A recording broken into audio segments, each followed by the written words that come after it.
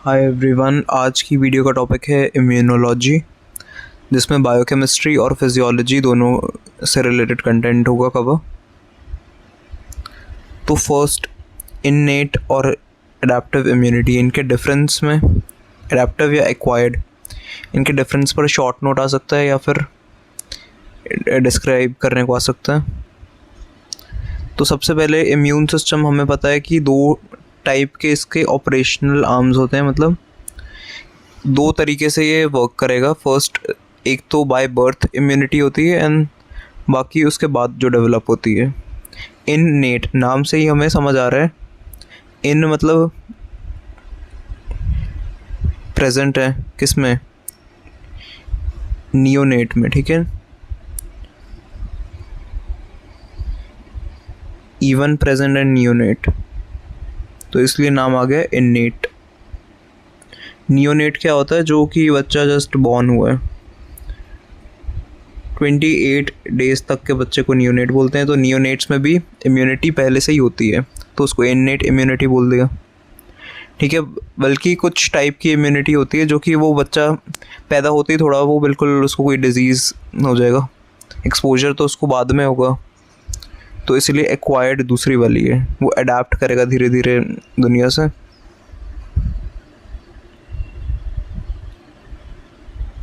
It is pre programmed, पहले से ही सारी इसकी कोडिंग वगैरह भगवान ने करके भेजी है कि क्या क्या इसमें एक्ट करवाना है, ठीक है। Immediate first line of defence, अगर छोटा बच्चा इतने सारे पैथोजेंस के कांटेक्ट में आएगा, थोड़ा बहुत तो उसको भी डिफेंस करना है, बचाना है अपने आप को, वरना तो उसको काफ़ी प्रॉब्लम्स फेस करनी पड़ेंगी। Using germ line encoded components, मतलब कुछ जो भी ऐसा होगा कि कुछ जो वायरस बैक्टीरिया है उसको कुछ स्पेसिफिक सेल्स टारगेट करेंगे, ऐसा ऐसा डिवीजन है बेसिकली प्रेजेंट, तभी लाइन ऑफ डिफेंस है कि कुछ लेवल्स बने हुए हैं बेसिकली, या फिर मोड्स। जैसे लेयर्स होती है ना सिक्योरिटी की, कि पहले जैसे आपका जो डिवाइस जिसमें भी देख रहे हो, तो पहले तो लेट्स से आईफोन है तो एप्पल की सिक्योरिटी की लेयर्स होंगी, एंड देन जो आपका सर्वर है उसकी सिक्योरिटी, फिर आप यूट्यूब पे इसको देख रहे हो उसमें भी प्राइवेसी मेंटेन रहेगी आपकी, अनलेस किसी ने हैक ना कर लिया हो। हैकर क्या होते हैं? पैथोजेंस, ठीक है, और पैथोजन से ही बचना। एथिकल हैकिंग को ही बेसिकली क्या बोलते हैं? इम्यूनिटी की प्रोटेक्शन।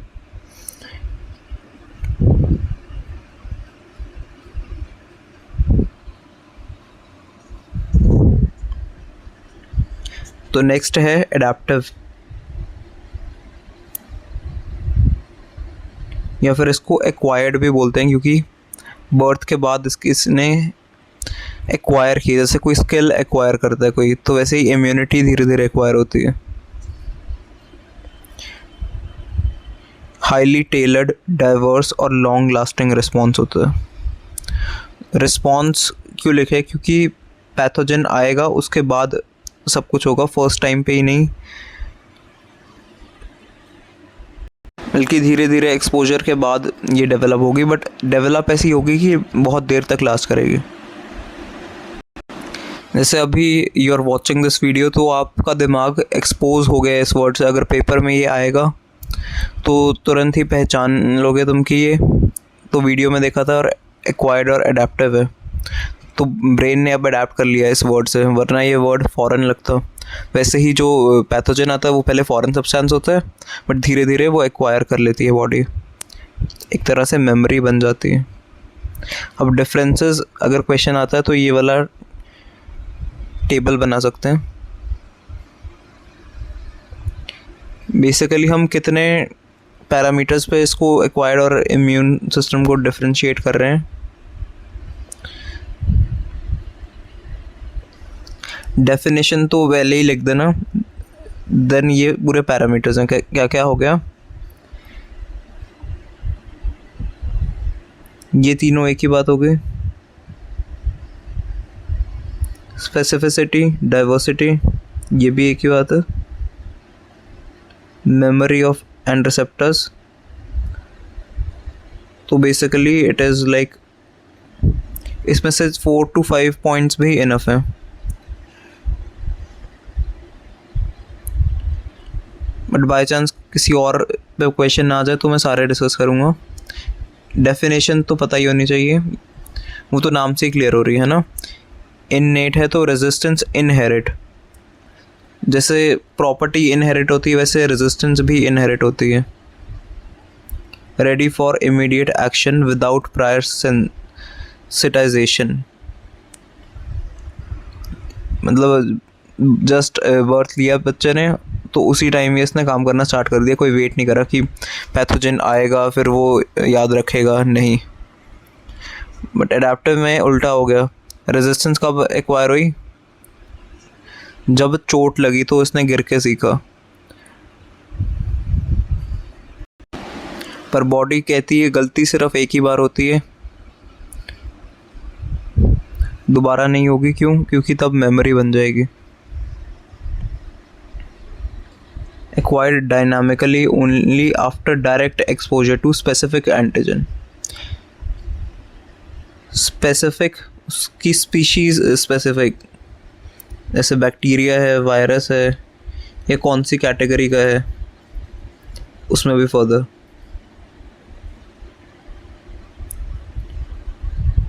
इननेट बर्थ में प्रेजेंट होती है, तो बताइए हमें। और ये रैपिड ऑपरेशनल टाइमलाइन होती है, मतलब जैसे ही बर्थ हो उसी के with in few minutes two hours immune system पूरा डेवलप हो जाएगा, ये वाला इननेटल। बट इसको टाइम लगता है, ठीक है। दूसरा वाला जो है एक्वायर होने में, किसी चीज़ को नई चीज़ सीखने में तो टाइम लगता ही है। Like on an average if you know 21 days लगते हैं हमें कोई भी स्केड्यूल को फिक्स करने में अकॉर्डिंग टू रिसर्च। तो बॉडी के साथ भी वैसा ही है, उसको इम्यून सिस्टम को पैथोजन को याद रखने में, क्योंकि उसने पहले कभी उस पैथोजन से लड़ाई नहीं करी, तो ये उसकी स्ट्रैटेजी समझेगा पहले ये कैसे इन्फेक्ट करता है, फिर वो अपना प्लान वगैरह बनाएगा। इसमें टाइम लग जाता है, डेज टू वीक्स। और क्या बता सकते हैं कि प्रायर एक्सपोजर नहीं होता, वही सेम घुमा फिरा के लिख देना, ठीक है। Not prior exposure is not required and it is fully functional prior to contact. But दूसरे में ऐसा नहीं है, एक्सपोजर चाहिए होता है। क्यों? एक्सपोजर क्या करेगा? ये इंड्यूस कर देगा क्लोनल एक्सपेंशन। मतलब जैसे अगर वायरस आया तो वो बॉडी के अंदर ही डिवाइड करेगा और अपने जैसे और वायरसेस बनाएगा, क्लोनिंग करेगा, क्लोन्स बनाएगा, और फिर वो पूरी बॉडी में जाएंगे। अब वो पूरी बॉडी में जाएंगे तो इम्यून सिस्टम ये ज़्यादा हो गए है ना, तो अब इम्यून सिस्टम के हाथ लगना उनका आसान है।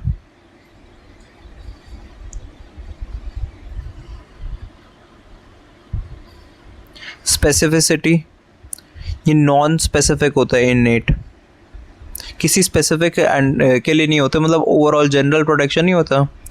ऐसे कोई जनरल सर्जन मान लो थोड़ी बहुत सर्जरीज कर देगा, पर जो किसी ने स्पेशलाइज्ड करी है किसी सर्जरी की ब्रांच में, स्पेशलाइजेशन है, तो कुछ उस पर्टिकुलर स्पेसिफिक फील्ड में ही करेगा सर्जरी। जैसे न्यूरो सर्जन है कोई, तो वो ब्रेन की करेगा, वो हार्ट की तो करेगा नहीं। वैसे ही ये स्पेसिफिक होती है कौन सी? एक्वायर्ड, क्योंकि ये किसी पर्टिकुलर एंटीजन ने हमला किया, जैसे कोविड-19 कोरोना वायरस ने लेट से हमला किया है, अटैक किया है, देन तो ये उसके खिलाफ एंटीबॉडीज़ बनाएगा, एंटीजन के अगेंस्ट एंटीबॉडीज़ बनती है, तो एंटीजन स्पेसिफिक है।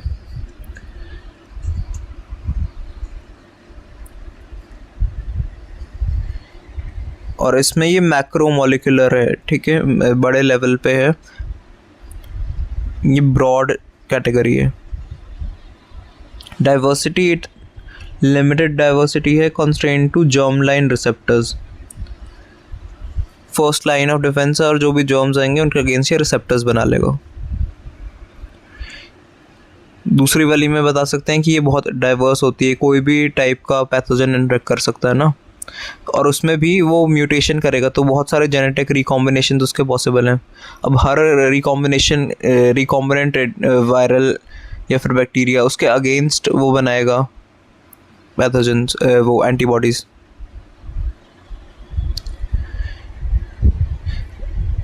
इननेट है तो कोई ऐसे अटैक ही नहीं किया अगर किसी ने, तो याद क्या रहेगा? Absent memory. Responds identically upon subsequent attacks, मतलब जैसे ही उसने अटैक करा तो उसी टाइम ही ये काम करना स्टार्ट कर देगा। ऐसा नहीं होगा कि ये वेट करेगा कि अब मैं इसकी मेमोरी बनाऊँ फिर अगली बार हमला करे तो मैं कैसे प्रिपेयर रहूँ, वो कौन करेगा? दूसरा। Enables accelerated and heighten response, मतलब रिस्पॉन्स ना दो टाइप के होते हैं। पहले एक्सपोजर हुआ तो प्राइमरी रिस्पॉन्स, उसके बाद जब होता है ना सेकेंडरी रिस्पॉन्स, वो हाई इंटेंसिटी का होता है। हाइटन, बहुत ज़्यादा उसके लेवल्स बढ़ गए, हाइट बढ़ गई जैसे होता है ना, मतलब हाइट एज इन ये किसकी बात हो रही है? उसकी इंटेंसिटी की, उसकी स्ट्रेंथ की बात हो रही है कि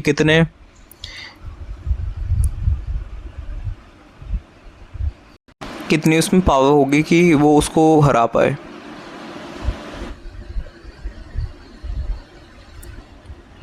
रिसेप्टर्स की बात करते हैं, ये इम्पोर्टेंट है। जो रिसेप्टर्स इननेट में होते हैं ना वो जनरल हैं, तो पैटर्न को रिकॉग्नाइज करेंगे, PRR और TLR। बल्कि अगर स्पेसिफिक एक्सपोजर है तो उसी के अगेंस्ट रिसेप्टर्स होंगे। For example T cell receptors, उसको TCR बोलते हैं, बी सेल रिसेप्टर्स, ये दोनों क्या है? Lymphocyte, B and T lymphocyte जो होते हैं ना, उनके रिसेप्टर्स। बट इसमें जनरल रिसेप्टर्स हैं, pattern recognition type.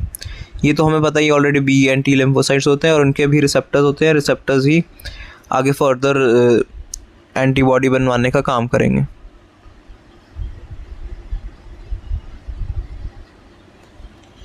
Antigen recognition मतलब माइक्रोब्स के जनरल पैटर्न को आइडेंटिफाई कर रहे हैं, बेसिक सी बात है कि ये कुछ स्पेसिफिक अगेंस्ट नहीं है। तो दूसरा वाला यूनिक स्ट्रक्चरल एंटीजन, एंटीजन ना अलग अलग टाइप के लगते हैं। ऐसा जो हम स्ट्रक्चर करते हैं ना एंटीजन का, कि 2 हैवी चेन होती है, 2 लाइट चेन होती है, वो जनरल स्ट्रक्चर होता है, वैसे वाई शेप्ड होते हैं। बट जो स्ट्रक्चर हमें एक्चुअली में होता है वो वेरी करता है अलग अलग एंटीजन्स में। एंटीबॉडी उनके अगेंस्ट एंटीजन का जैसा स्ट्रक्चर होगा, उसके अगेंस्ट जो एंटीबॉडी बनेगी उस एंटीबॉडी का स्ट्रक्चर अलग होता है। हर एंटीबॉडी का स्ट्रक्चर वेरी करता है, ठीक है, तो यूनिक है। रिस्पॉन्स रिपीटेड एक्सपोजर पर होता है क्या? वो सेम इंटेंसिटी का होता है, और ये तो मैंने ऑलरेडी बता ही दिया था कि वो सेकेंडरी रिस्पॉन्स जब होता है, एडेप्टिव में सेकेंडरी रिस्पॉन्स भी देखा जाता है, और secondary response is of high intensity, ठीक है, it is stronger and faster. हाँ, ये सेल्स मेंशन करना भी ज़रूरी है। रिसेप्टर्स मेंशन कर दिए कि बी सेल और टी सेल के रिसेप्टर्स हैं, तो बी और टी सेल्स भी लिखना होगा, ठीक है। और कौन से सेल्स होते हैं? टी सेल्स तो मेमोरी सेल्स हैं, है ना, उसके अलावा प्लाज्मा सेल्स भी लिख देना। बल्कि इसमें neutrophils, macrophages, natural killer cells, mast cells, ये सब लिख देना जो भी हीमैट लैब में तुम देखते हो। वो सब जनरल है ना, बेसिक सेल्स हैं, बट स्पेशलाइज्ड बी और टी लिम्फोसाइट्स हैं।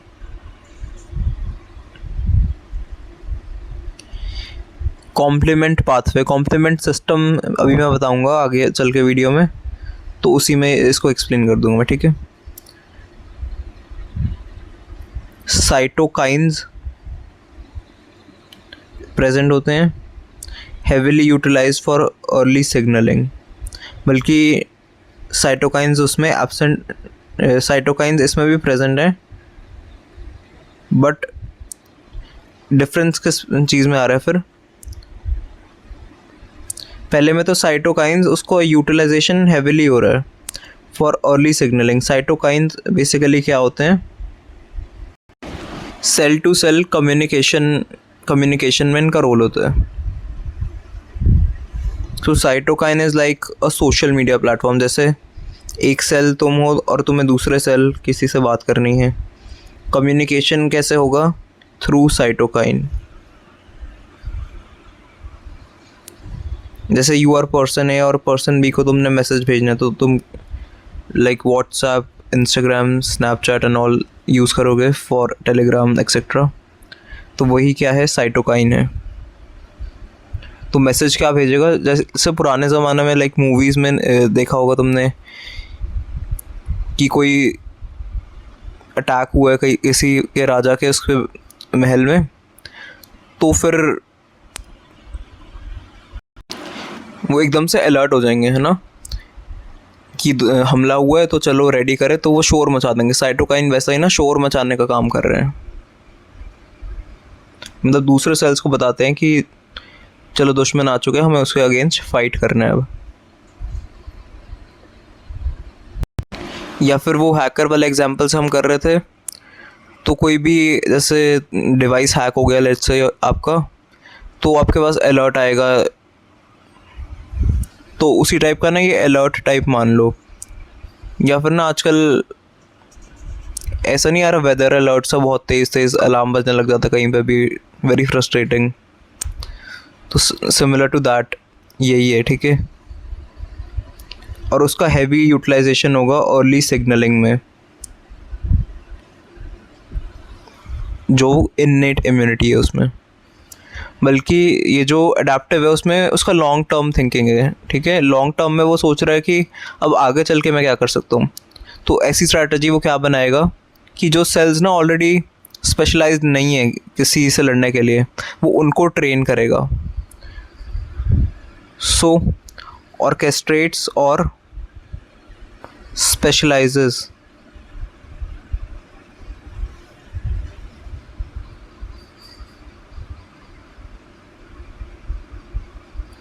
सेलुलर डिफरेंशिएशन का मतलब होता है इमेच्योर से मैच्योर होना, फंक्शन असाइन हो जाना।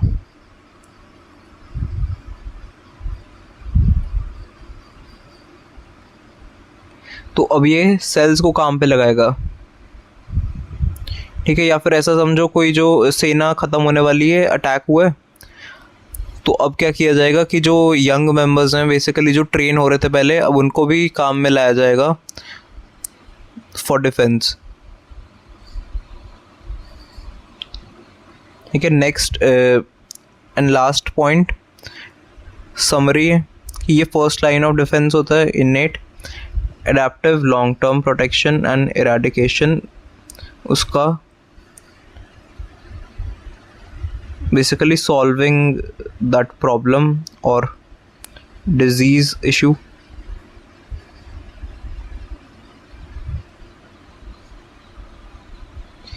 बेसिकली अब जो इननेट इम्यूनिटी है ना हमारी, उसमें फर्दर कंपोनेंट्स क्या क्या होते हैं अब वो देखेंगे। मैंने बोला था कि there is line of defence. First line है, कितने लेवल्स होते हैं, कितनी लाइंस होती हैं डिफेंस की, वो ये सब है, ठीक है। बैरियर्स पढ़ क्या रहे हैं हम? बायोकेमिस्ट्री। बाकी दो सब्जेक्ट्स को इससे इंटीग्रेट करते हैं। एनाटॉमिकल बैरियर्स का क्या है और फिजियोलॉजिकल बैरियर्स का क्या है। स्किन हमें पता है कि एक ऑर्गन है, क्यों? क्योंकि इसका फंक्शन भी है protection, it is the largest organ. और एपिथेलियम या हिस्टोलॉजी तो हमें पता ही है स्किन की, केराटिनाइज्ड, स्ट्रैटिफाइड, ये वाले एपिथेलियम प्रेजेंट होते हैं। और सीलिया की मूवमेंट होती है प्रोटेक्शन के लिए। ऐसे नोज़ जो है ना उसमें अंदर भी रेस्पिरेटरी ट्रैक्ट को पूरे लाइन करते हैं हेयर्स, तो ट्रैप कर सके ताकि dust particles and all. Physiological में बेसिकली अगर कोई भी कंटामिनेटेड फूड आपने कंज्यूम किया, वो गैस्ट्रिक एसिड हमारे स्टमक में पीएच काफ़ी हाई होता है, उसकी वजह से वो बैक्टीरिया वायरस वगैरह मर जाते हैं। लाइजोजाइमल एंजाइम्स और पीएच के वेरिएशन की वजह से पैथोजेंस की डेथ हो जाती है। तो ये फिजियोलॉजी बॉडी की ऐसी है कि पैथोजन का बचना मुश्किल होता है। और फैगोसाइटिक सेल्स भी प्रेजेंट है जो कि फैगोसाइटोसिस का प्रोसेस करेंगे। मैक्रोफेजेस हमें पता है फैगोसाइटोसिस करते हैं। मैक्रोफेजेस इनफैक्ट हमारे बॉडी के लेवल पे भी एलडीएल के पार्टिकल्स जो ऑक्सीडाइज हैं उनको कंज्यूम करके एथेरोस्क्लेरोसिस को प्रिवेंट करते हैं। रैपिड रिस्पॉन्डर्स, इसमें से आपको याद होना चाहिए कि न्यूट्रोफिल्स का रैपिड रिस्पॉन्स होता है। और मैक्रोफेज क्या, बेसिकली ब्लड स्ट्रीम में, ब्लड में कोई ये ऐसे हो रहा है ऑर्गन टू ऑर्गन, तो एनाटॉमिकल में लेट्स से रेस्पिरेटरी ट्रैक में नोज़ में कुछ आया है, वो लंग्स सारे ऑर्गन्स को प्रोटेक्ट करने का सोचती है बॉडी। लंग्स को यहाँ ऐसे प्रिवेंट कर लिया नोज़ से ना आके। अब फिर भी कोई पैथोजन अगर खाने से आ जाता है थ्रू फूड, तो उसका भी बॉडी के पास जुगाड़ है कि वो पीएच का वेरिएशन होता है अलग अलग जगह पे। अब आ चुका है, एब्जॉर्ब भी हो चुका है और ब्लड स्ट्रीम में चला गया, फिर भी बॉडी उसको रोक लेगी। कैसे? फैगोसाइटोसिस करेंगे सेल्स, उसको खा जाएंगे। रैपिड रिस्पॉन्डर्स न्यूट्रोफिल्स मैंने बता दिए, और ब्लड स्ट्रीम में ही ये सब चल रहा है, तो मोनोसाइट्स निकल के टिश्यू लेवल तक पहुंच जाएंगे। उनको कोई भी गड़बड़ लगती है तो टिश्यू लेवल पर आएंगे, तो कहेंगे मेरा खाना आया है, इसको कंज्यूम करना है मेरे को, इस पैथोजन को। ठीक है। Natural killer sales, NK cells, directly ये कोई शिकार कर देंगे, सीधा खाएंगे वाएंगे नहीं, ऐसे फैगोसाइटोसिस का कोई चक्कर नहीं है, सीधा खा जाएंगे, सीधा मार देंगे। कोई भी ट्यूमर सेल्स है ना, उनको भी ये किल कर देते हैं। ठीक है। पहचानने की इनके पास एबिलिटी होती है कि कौन सा ट्यूमर सेल है, कौन सा वायरस इन्फेक्टेड सेल है। तो natural killer sales, naturally body में कुछ ऐसे सेल्स हैं जो कि किल कर देते हैं बॉडी के ही ख़राब से हुए सेल्स को। अब या तो वो वायरल हाईजैक्ड सेल है तो उसको भी मार दिया, या फिर ट्यूमर बन रहा है वो सेल, उसको भी मार दिया। ठीक है। और मास्ट सेल्स ये हिस्टामीन का रिलीज़ करेंगे, जिससे कि हिस्टामीन ना क्या करता है, it is a vaso dilating substance. ये तो हमें एनसीईआरटी से भी पता है ना, सेरोटोनिन, हिस्टामीन, हेपरिन, ये सब रिलीज़ करते हैं। Histamine is a vaso dilator, vessel को डायलेट कर देगा, उसके ल्यूमन को बढ़ा देगा और वैस्कुलर परमिएबिलिटी को भी इंक्रीज़ कर देगा। तो जिसकी वजह से क्या होगा, अब रोड खुली है, टाइट सड़कों पे कहाँ, ये क्या है, मास्टर्स पुलिस वाले हैं। अब कोई हाईवे वगैरह है तो तुम्हारी कार इजीली वो साइड पे लगा के चालान कर सकते हैं, मतलब नॉट हाईवे, मतलब बड़ी रोड कह रहा हूँ मैं। सो ये कुछ वैसा, ये ज़्यादा स्पेस होगी तो पकड़े जाने के चांस भी ज़्यादा है।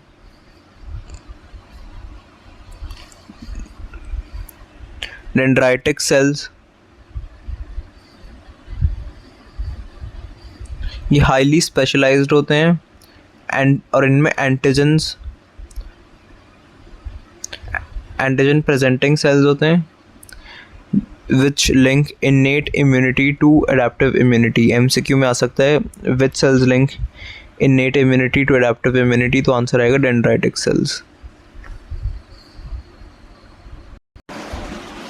बेसिकली ना ये क्या है, डेंड्राइट सेल्स टी सेल्स के ना असिस्टेंट्स हैं।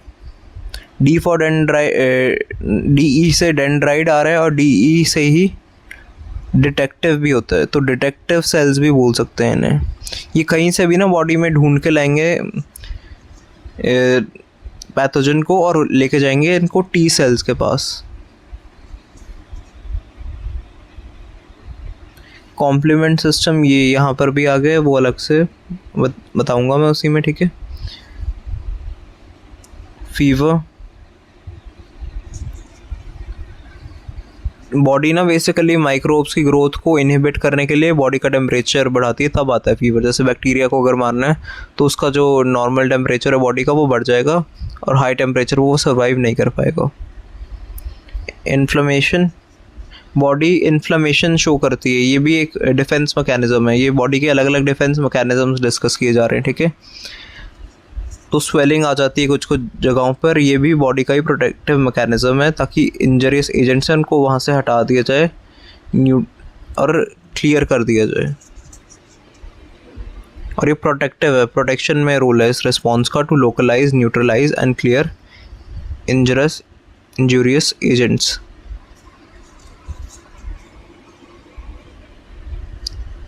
कमेंसलिज्म, ये हमें याद है, ये 12th के चैप्टर में था एक, है ना, कि मतलब किसी का भी इसमें हार्म नहीं हो रहा। नॉर्मल फ्लोरा मतलब ऐसे कुछ ऑर्गेनाइजेशन है कि गुड, जैसे आपने सुना होगा ना, गुड बैक्टीरिया भी प्रेजेंट होता है और वो बैड बैक्टीरिया की ग्रोथ वगैरह को उसके लिए अच्छा है, उसको रोकने के लिए अच्छा है, ठीक है। एग्जाम्पल गुड बैक्टीरिया, मतलब बॉडी में नेचुरली ऐसे भी मैकेनिज्म्स, माइक्रोब्स हैं जो कि फिज़िकली और केमिकली या तो वो खुद ही उसको रोक देंगे या फिर कुछ ऐसे केमिकल सिक्रीट करेंगे जो कि पैथोजन आएगा उसकी कॉलोनीज़ के बनने से रोकेंगे, उसकी डिवाइड कर करके वो कॉलोनीज़ अपनी बढ़ाते रहते हैं, पर बॉडी के अंदर नेचुरली ऐसे सेल्स प्रेजेंट होते हैं जो कि उसको रोकेंगे, इस प्रोसेस को। साइटोकाइंस जैसे मैसेंजर्स या सिग्नल मॉलिक्यूल्स है ना, सिग्नल देंगे, सॉल्युबल होते हैं, सेल सिग्नलिंग मॉलिक्यूल्स हैं और कोऑर्डिनेट करते हैं डिफेंसिव सेलुलर नेटवर्क्स को। मतलब जैसे टी सेल्स के पास ले आए, दो सेल्स के बीच में मैसेज भेजा ना इन्होंने, वही जो मैंने पहले बताया था। ACPs, acute phase proteins. CRP level, ये टेस्ट होता है ना, CRP, जिसमें देखा जाता है कि इन प्रोटीन्स के लेवल तो बढ़ा हुआ आता है, तो मतलब होता है कि इन्फ्लेमेशन जो है उसका रैपिड रिस्पॉन्स है, चेक करने के लिए कि कोई इन्फेक्शन तो नहीं। ऐसे ईओसिन्स का लेवल बढ़ा होता है तो भी इन्फेक्शन होती है।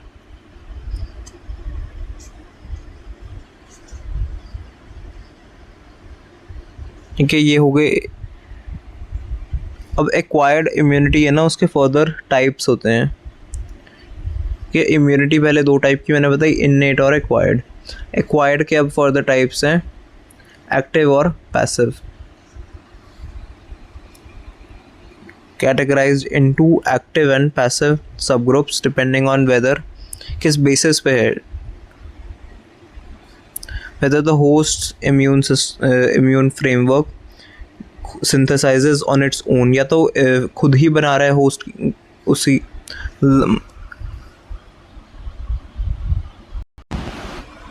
जैसे एंटीबॉडी है ना, वो अगर होस्ट की बॉडी में खुद ही बन रही है या फिर कहीं से बनी बनाई दी जा रही है।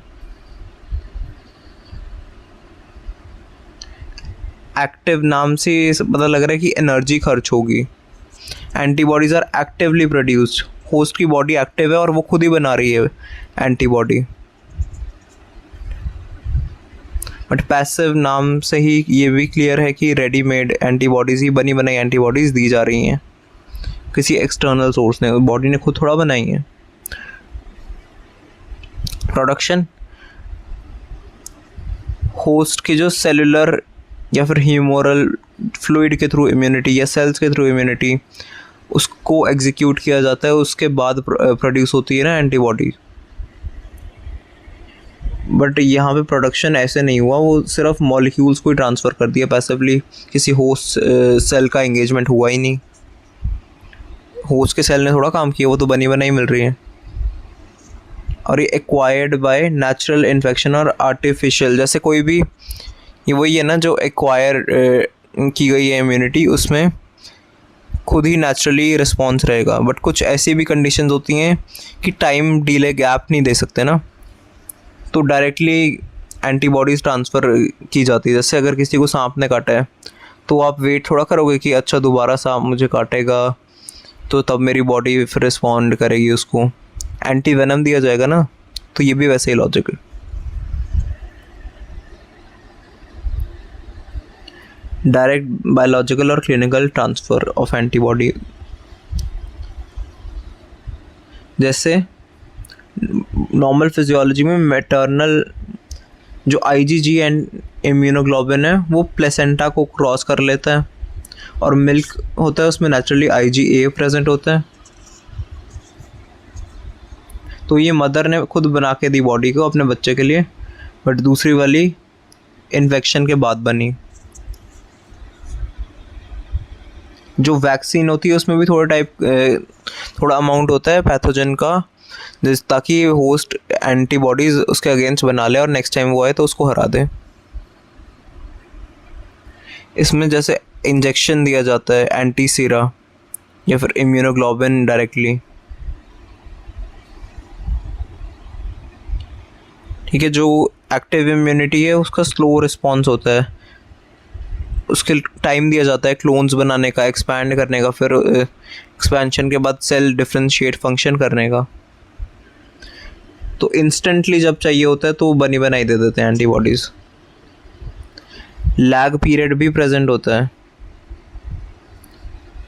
बट इसमें कोई लैग नहीं होता, अफोर्ड ही नहीं कर सकते हम लैग देना, क्योंकि इमिडिएटली हमें ट्रीटमेंट की ज़रूरत है। लॉन्ग लास्टिंग होती है, बट दूसरी वाली फटाफट कोई काम किया है वो शॉर्ट लास्टिंग होगा, क्योंकि बॉडी ने खुद किया तो वो याद रखती है कि मैंने इतना काम किया था। वो अपने खुद कुछ बनाया, वो लेट्स से घर पे केक बनाया तो आपको याद रहेगा लॉन्ग टाइम तक, बट कहीं से ऑर्डर कर लिया तो मे बी हो सकता है कि शॉर्ट लास्टिंग हो। मेमोरी इसीलिए यहाँ पे प्रेजेंट होगी, यहाँ पे मेमोरी नहीं है।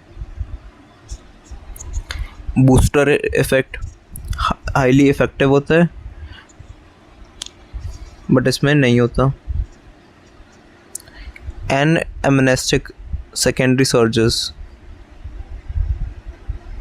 Secondary response is also known as an amnestic response. ठीक है,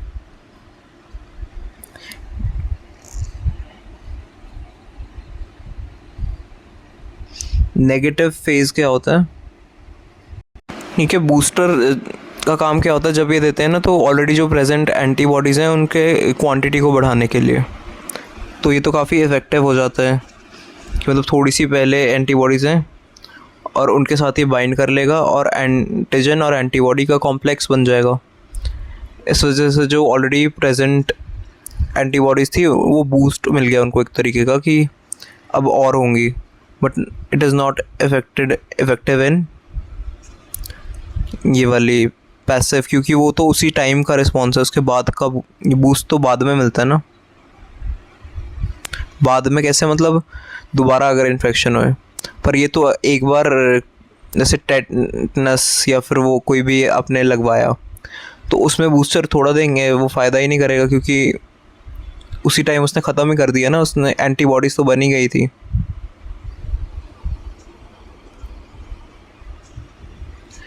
बूस्टिंग के बाद थोड़ा सा नेगेटिव फेज भी आ जाता है, बट अगर इसने इफ़ेक्ट किया ही नहीं बूस्टर ने तो एब्सेंट डाली। ये वैसे कॉन्सेप्ट इतना इम्पोर्टेंट नहीं है, क्या ज़्यादा मेंशन करना ज़रूरी है ये सब।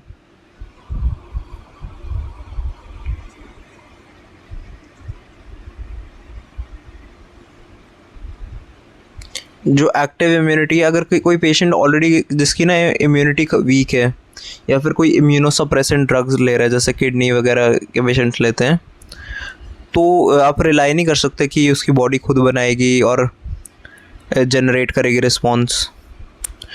बट उस केस में तो फिर वैक्सीन वगैरह देनी पड़ेगी, तो यूज़फुल होता है क्या, पैसिव वाला फॉर्म,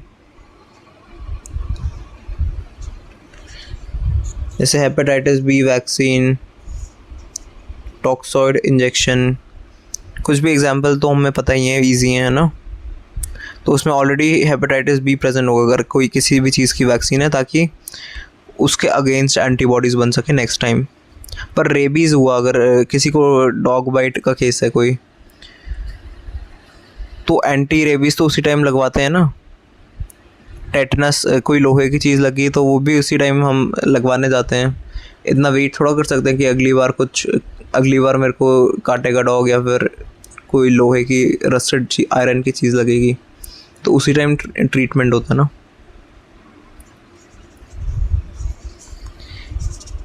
अब इम्यून रिस्पॉन्स प्राइमरी और सेकेंडरी जो मैं बता रहा था उसका डिटेल है, ठीक है। फटाफट ये रीड कर लेते हैं, बताइए हमें। First exposure to foreign antigen वाला प्राइमरी होता है, बट सब्सिक्वेंट एनकाउंटर उसके बाद वाला वो दोबारा हमला करे आइडेंटिकल एंटीजन, क्योंकि उसमें म्यूटेशन होती रहती है इसलिए आइडेंटिकल बोला, सेम नहीं होता एग्जैक्टली। मेमोरी सेल्स इसमें नहीं होते, बल्कि सेकेंडरी रिस्पॉन्स में मेमोरी सेल्स टी लिम्फोसाइट्स बन चुके होते हैं। लैग फेज कम आता है सेकेंडरी रिस्पॉन्स में, बट प्राइमरी में लैग होता है ना, उसको तैयारी के लिए अगले बार के लिए टाइम चाहिए होता है, तो उसी टाइम पे बहुत ज़्यादा एंटीबॉडी नहीं बनती हैं। एंटीबॉडीज़ का लेवल पीक पे तब होता है जब वो दोबारा आए। ये शॉर्ट लिव्ड होता है, बल्कि लॉन्ग टर्म रिस्पॉन्स का क्या है वो जो इसमें याद रहता है सेकेंडरी।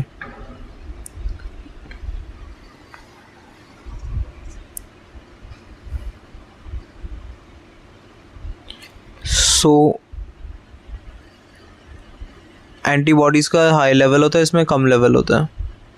एंटीबॉडी मेनली कौन सी होती है? IgM प्राइमरी रिस्पॉन्स में ज़्यादा होती है, और IgG ये डोमिनेंट टाइप की होती है दूसरे वाले में।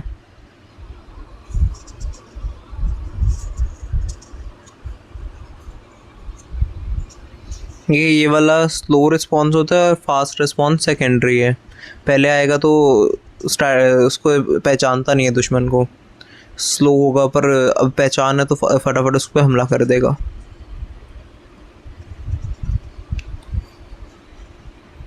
इसमें बी सेल्स और उसमें memory B cells, memory active होगी उनकी। T dependent and T independent antigens, and उसमें सेकेंडरी रिस्पॉन्स में mainly driven by T dependent antigens. T dependent के अलावा इसमें टी इंडिपेंडेंट भी काम करते हैं। जो टी सेल्स होते हैं ना उन पे डिपेंड करते हैं कुछ एंटीजन्स, और उन पे कुछ नहीं भी करते हैं। तो जो नहीं करते ना डिपेंड, वो वाले प्राइमरी में भी रोल प्ले करते हैं, पर सेकेंडरी में उनका कोई काम नहीं है, क्योंकि सेकेंडरी में तो टी सेल्स का ही मेन काम है ना, मेमोरी। ये पावरफुल, ठीक है। SSS PP याद रख सकते हैं कि ये एक ऐसा हो गया कि ये स्लो होता है, शॉर्ट लिव्ड होता है।